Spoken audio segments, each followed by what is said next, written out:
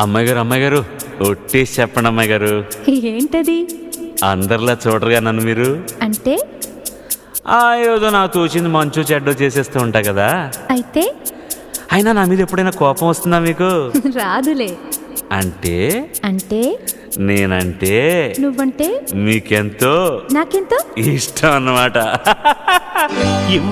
ఇవ్వాలైనా మీరు ఏది అది అమ్మాయి గారు. చెప్పాలి ఏం కావాలో మీరు ఏదో అది అబ్బాయి గారు. నన్నే మెచ్చారు, నేనే నచ్చానన్నారు. తీరా అది అంటే ఇంకా ఏమో ఆలోచిస్తారు.